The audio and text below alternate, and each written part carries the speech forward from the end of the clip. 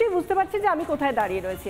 একদিক থেকে দেখলে আপনি ভাববেন আমি পদ্মবনে দাঁড়িয়ে রয়েছি, আবার অন্য দিক থেকে যদি দেখেন তাহলে মনে হবে আমি ঘাসফুলের বাগানে দাঁড়িয়ে রয়েছি, আর মাঝখানে একজন দোদুল্যমান। কে ইনি? নিশ্চয়ই আপনারা জানেন, তিনি অনন্ত মহারাজ।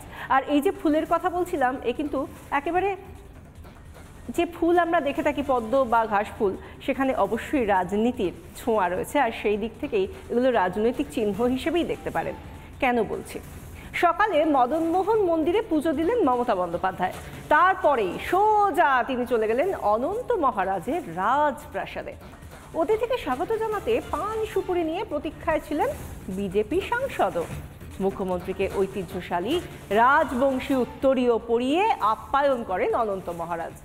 কোচবিহারের স্বঘোষিত রাজা তিনি, রাজবংশী সম্প্রদায়ের প্রভাবশালী নেতা, আর সেই সঙ্গে রাজ্যসভায় বিজেপির সাংসদ অনন্ত।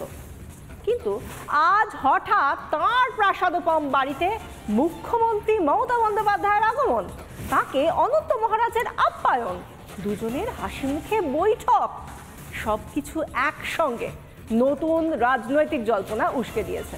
তবে কি শিবির বদলাবেন অনন্ত মহারাজ?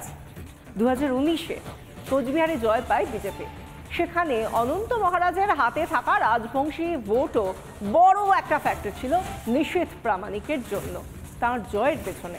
কিন্তু এবার কোচবিহারে পদ্ম নয়, ঘাস ফুল ফুটেছে। কঠিন কেন্দ্রে জয়ের পর তৃণমূল সুপ্রিমো হঠাৎ বিজেপি সাংসদের বাসভবনে কেন? প্রশ্ন তো উঠবেই। নেহাতি সৌজন্য সাক্ষাৎ বলে জল্পনা উড়িয়ে দিচ্ছেন আপাতত কোচবিহারের স্বঘোষিত মহারাজ নিজে। দেখলেন অনন্ত মহারাজ কিভাবে দোলনায় দুলছেন, একদিকে পদ্মবন, আরেকদিকে ঘাসফুলের বন, মাঝখানে দোলনায় বসে রয়েছে অনন্ত মহারাজ।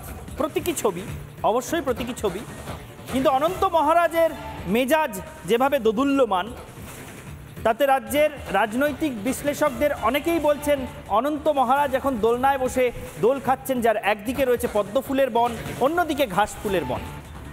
এবার কয়েকটা ছবি দেখিয়ে নিই। এই যে জল্পনা বা রাজনৈতিক বিশ্লেষকদের এই যে কটাক্ষ বা এই যে প্রতীকী উপস্থাপনা অনন্ত মহারাজ সম্পর্কে, কেন তার উদ্ভব হলো, সেই আলোচনা হঠাৎ করে কেন এরকম দাবানলের মতো ছড়াতে শুরু করলো, এই ছবিগুলো দেখে বুঝতে পারবেন। প্রথমেই অনন্ত মহারাজ আর মমতা বন্দ্যোপাধ্যায়ের বৈঠকের কোট আনকোট সৌজন্য সাক্ষাতের সেই ছবি দেখুন। অনন্ত মহারাজ এবং মমতা বন্দ্যোপাধ্যায় সৌজন্য সাক্ষাৎ করছেন, তথাকথিত সৌজন্য সাক্ষাৎ। এটা অনন্ত মহারাজের সেই প্রাসাদ কোচবিহারে, রাজবংশী সম্প্রদায়ের যিনি স্বঘোষিত মহারাজা, তিনি নিজের যে প্রাসাদ বানিয়েছেন। দেখুন প্রাসাদের দেওয়ালে আবার সেই রাজা রাজাদের বাড়িতে যেমন দুটো তলোয়ার এরকম করে ক্রস করে রাখা থাকতো, সেরকমভাবে ঝোলানো রয়েছে। রাজবংশ, রাজপরিবার, রাজার দাপট, কোনো কিছুই বোঝানোর খামতি নেই। এবং সেই রকম এক রাজা তথা সাংসদের সঙ্গে আজকে রাজ্যের মুখ্যমন্ত্রী দেখা করতে গিয়েছিলেন। কোথাও এরকম দেখা করতে যাওয়ার কোনো শিডিউলড প্রোগ্রাম ছিল না, আগে থেকে পূর্ব ঘোষিত কোনো কর্মসূচি ছিল না, হঠাৎই মুখ্যমন্ত্রী হাজির হয়ে গেলেন। ফলে স্বাভাবিকভাবেই জল্পনা তৈরি হয়েছে। তার কারণ মুখ্যমন্ত্রী তথা তৃণমূল সুপ্রিমো গিয়েছেন বিজেপি সাংসদের বাড়িতে। কোন রাজ্যে? যে রাজ্যে সরকারি অনুষ্ঠানেও বিজেপি সাংসদ বিধায়কদের ডাকা হয় না। এবার দেখুন মমতা বন্দ্যোপাধ্যায়কে কিভাবে উষ্ণ অভ্যর্থনা জানাচ্ছেন অনন্ত মহারাজ। পান সুপারি দিয়ে তিনি মমতা বন্দ্যোপাধ্যায়কে বরণ করেছেন। এটা রীতি, রাজবংশী সম্প্রদায়ের রীতি মেনেই সম্ভবত তিনি পান সুপারি দিয়ে অভ্যর্থনা জানিয়েছেন মমতা বন্দ্যোপাধ্যায়কে। অবশ্যই সেটা করা উচিত। একদিকে একাধারে মুখ্যমন্ত্রী মমতা বন্দ্যোপাধ্যায়, রাজ্যের মুখ্যমন্ত্রী, তৃণমূল দলের চেয়ারপারসন, দেশের সবচেয়ে সিনিয়র রাজনৈতিক নেতা নেত্রীদের মধ্যে অন্যতম। তিনি যখন একজনের বাড়িতে যাচ্ছেন যিনি আবার রাজ্যসভার সাংসদ, তখন অবশ্যই এই সৌজন্য বজায় থাকা উচিত। কিন্তু খুব উষ্ণতার সঙ্গেই যে তিনি মমতা বন্দ্যোপাধ্যায়কে রিসিভ করেছেন, মমতা বন্দ্যোপাধ্যায় আচমকা হাজির হওয়ায় তিনি যে অবাক হয়ে যাননি সেটা বোঝা যাচ্ছে অভ্যর্থনার ধরন দেখলেই। এই অনন্ত মহারাজের কথা শুরুতেই বলছিলাম, আরও একবার একটু মনে করিয়ে দিয়ে অনন্ত মহারাজকে, অনন্ত মহারাজের ব্যাকগ্রাউন্ডটা কি। অনন্ত মহারাজ কিন্তু নিজেকে রাজাই মনে করেন, যদিও রাজতন্ত্র দেশ থেকে চলে গিয়েছে।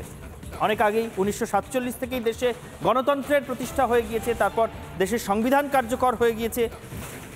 এই দেশ এখন পৃথিবীর সবচেয়ে বড় গণতন্ত্র, কিন্তু অনন্ত মহারাজ তিনি নিজেকে এখনো রাজাই মনে করেন, রাজার হালেই চলাফেরা করেন এবং তার প্রাসাদের ছবিটা দেখলে বুঝতে পারবেন তিনি কোচবিহার রাজবাড়ির আদলেই প্রায় নিজের প্রাসাদ বানিয়েছেন এবং নিজের এই অনন্ত মহারাজ নামকরণটাও তিনি নিজেই করেছেন। এহেন অনন্ত মহারাজ যিনি এরকম রাজার হালে, রাজার খেয়ালে, রাজার মেজাজে চলাফেরা করেন, তার যে মাঝে মধ্যে কারুর প্রতি সন্তুষ্টি বাড়বে, কারুর প্রতি কমবে, আবার কারুর প্রতি কখনো একটু বেশি সদয় হবেন, কারুর প্রতি কখনো একটু নির্দয় হবেন, এটা হয়তো স্বাভাবিক।